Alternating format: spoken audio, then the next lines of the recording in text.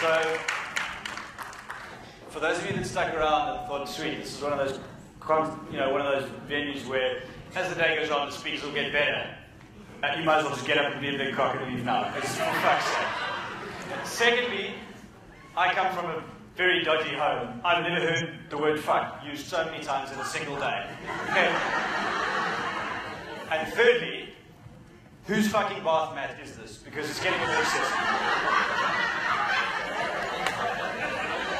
I don't have the Mike Sharman moves. I don't. I'm sorry. But I do have salmon pink and a cardigan vibe. It's cool. Okay.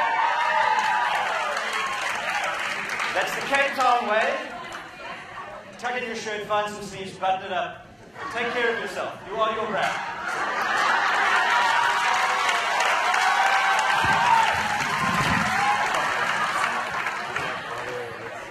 Okay, this is going a lot better than I hoped to. And I got one of these free pens that has different colors in it. Thank you for the gun. So, guiding the conversation. In many ways, my presentation's aimed at brands, I suppose. But as Mike said, in a couple of years, all of you will be part of a brand. And you will want to get onto social media, and you will want to push a message. I think Mike described Brett as the Google guy. It's fair to say you can then describe me as the Facebook guy. So the company that I work for is Facebook's exclusive partner in Africa. You want to buy an ad on Facebook, you've got to come to us, bitches. That's how it works. But you don't have to come to us if you want to know how to talk on Google, or on Facebook, or on any of the social media platforms. But we like to think we're good at it, and hopefully today I can share a bit of knowledge on how I would do it.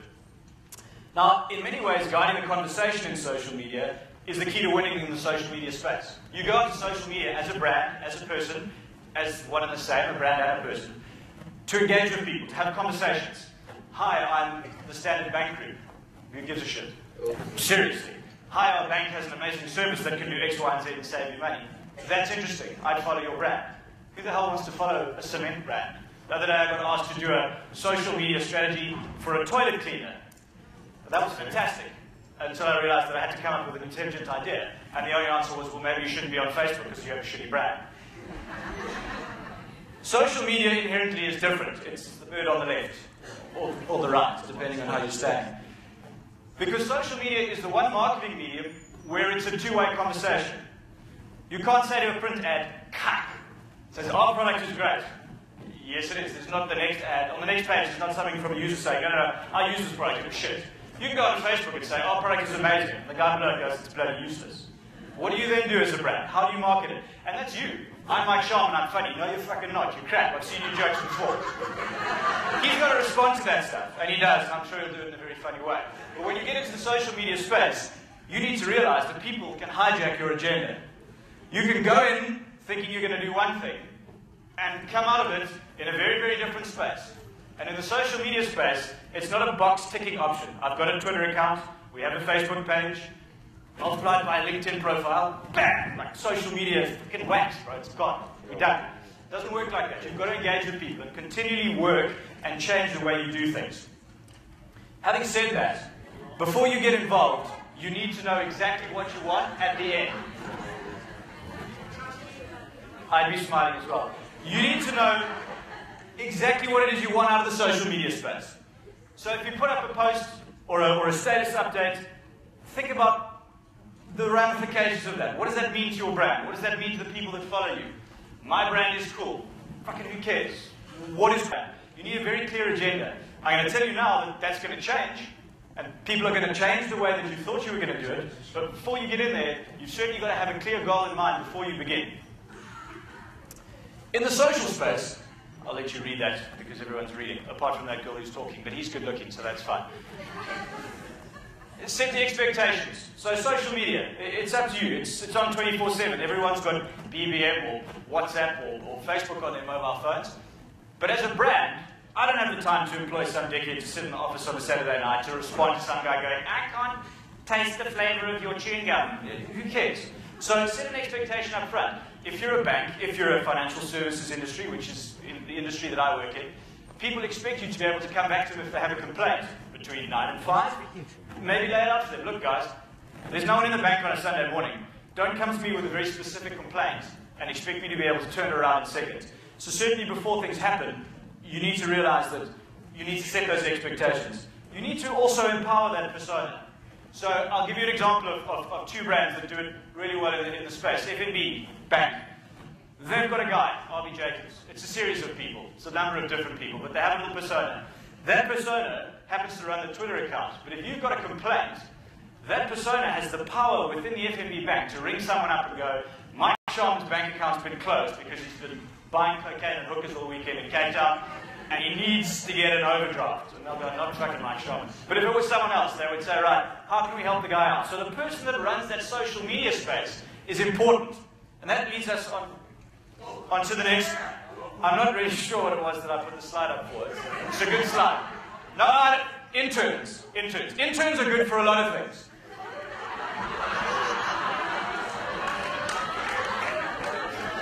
Just going to throw it out there, you can't see it, but that's actually a skin-colored bra on the left. She's not nude. It looks very good on this MacBook. Interns are great for a lot of things. You know, coffee, jelly wrestling, whatever it is that you want to do with it. But not necessarily for social media. Just because the person is, sorry, it's amazing the amount of kind of pent-up electricity that I've got on here. It's all working.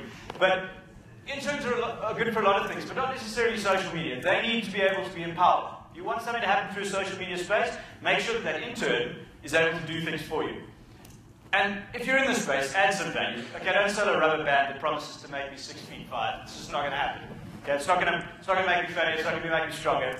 If you get into the space, if you're looking into the social media space, and you want to create a lot of conversation, that conversation needs to add value. So think about your product, or your brand, or yourself, or whatever it is that you're pushing in the space, and think about how you can add value to the people who follow you. It's a social space, okay? So keep it social. Don't use Twitter, Facebook, whatever your social media solution is, to push things like terms and conditions. This is how you can claim on your insurance if you ding your car. No one wants to know that. People might want to know that, hey, if you install a tracker, your insurance premium might come down. That's me kind of thinking of something that might work for something as boring as insurance and something that's as fast-moving as the social media space. But it's social, so you need to keep it social. Another thing you need to remember, in the online space,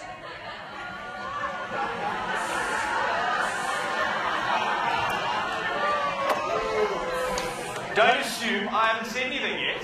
I haven't said anything. You've all assumed. Guys, in the social space, people will say things to you that they would never say to your face.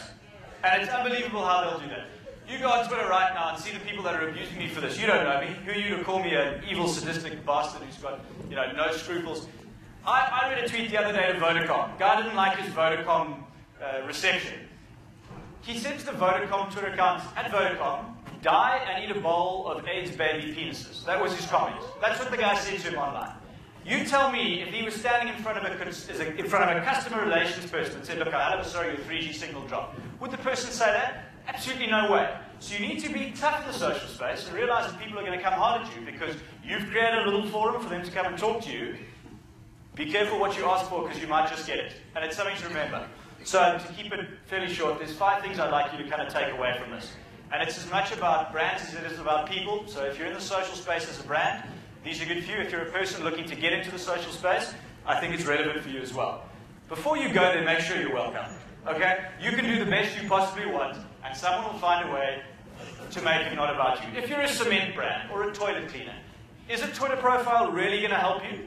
Do people really want to have a conversation with someone about the amount of germs you can kill with your spray when you walk up to your toilet? No one gives a shit about that. So if you take those same resources and perhaps invest them elsewhere in really cool business cards, would you make a better return? So social media is not about it's new, it's important, we must be there. Think about whether it really adds value to your brand.